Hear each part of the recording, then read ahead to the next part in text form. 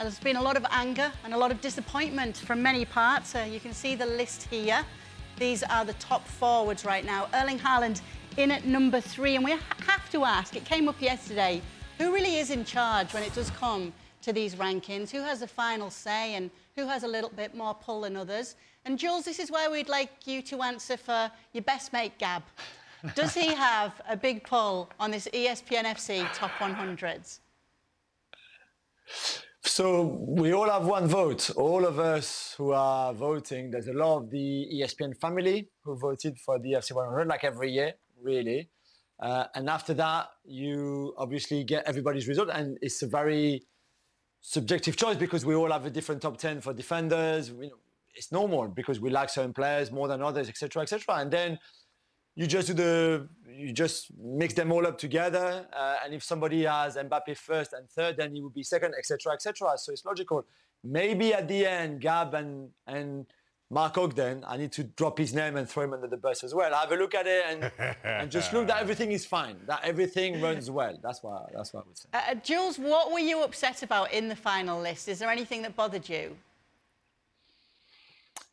I mean, again, I respect everybody's choice, but my rankings was slightly different to the finished one when we put all our votes together, which is normal, once again. I think Emi Martinez is a bit too high. I think Harry Kane is a bit too high in second. I would have had Vini and Haaland ahead of Harry Kane. For example, it's just me, though. I think you can all look at it, and again, we'll have different opinions on players, different vibes, different feelings that make all our rankings will be very different. But for me personally, Martinez too high, Harry Kane certainly too high. Carrying on with the politician vibes from yesterday, Jules, there. I think a lot of it has to do with the timing of the voting, you know. And yes, end of the season, and you see how Vinicius Junior and Real Madrid finished off.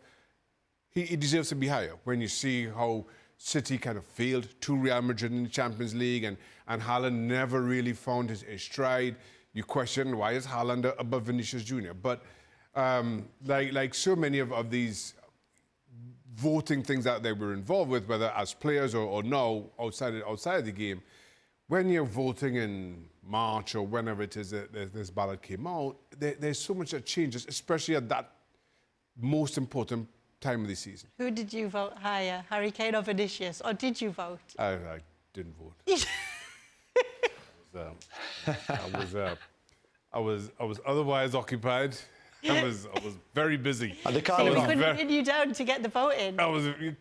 Maybe if I voted, it would have changed things. But I was very busy. Maybe it would have changed things. Frank, what do you think of that? Harry Kane over Vinny, who's better? No, well, first I didn't vote. Nobody asked me to vote. I don't know why, but whatever.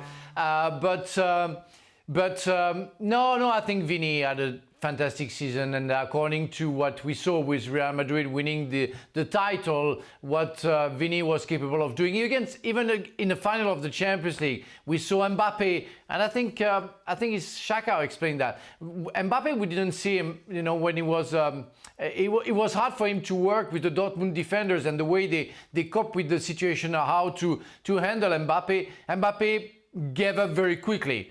Vini tried very hard, and we saw at some point that he reached something out of it. And this season is been absolutely tremendous. I recognize Kane as the best striker in the world, that's for sure. Now, as the best forward, or the second best forward, I'm not sure. And in that list, I'm wondering why Messi is there. I'm sorry. It's not. I think you are voting every year.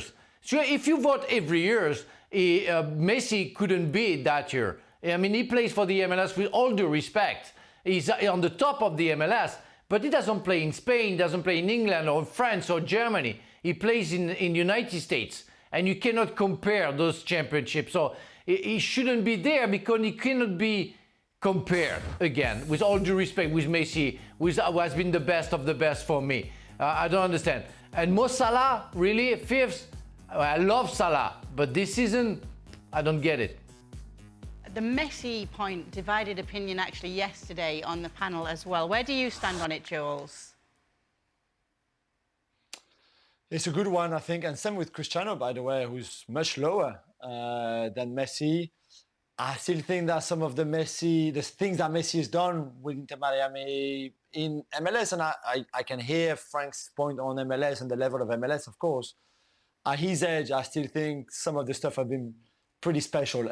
But again, you would expect Messi, as long as he stays fit physically, that touch and the vision, the flair, the creativity, he will never lose it. Never. This will always be like that. Even when he's 60, we'll still be able, technically, to do a lot of things with the ball. So maybe it's a little bit high for sure. I think he deserves to be in the ranking, certainly in the best 30 forwards in the world still now, because I'm sure there's a lot of clubs in Europe who will still take him probably, but maybe 7th is a little bit high. Now, Jules did mention the goalkeepers and that he thought Emi Martinez was a little too high, so we're going to bring up the goalkeepers here to get your opinion on what you see, Shaka. And again, looking back to when this voting occurred back in March, I have no problem with Emi Martinez being there.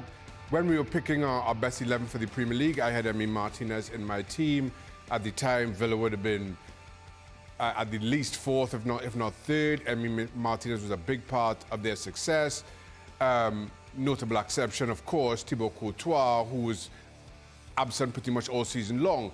So as much as Jules is saying that he doesn't think Emi Martinez deserves to be that high, I'm not sure who in that list, who below him in that list was more important for their team and give them the successes or the relative successes. Because if we're judging Villa and Bayern for argument's sake, as to what a successful season means, finishing top 4 for Aston Villa is quite a season.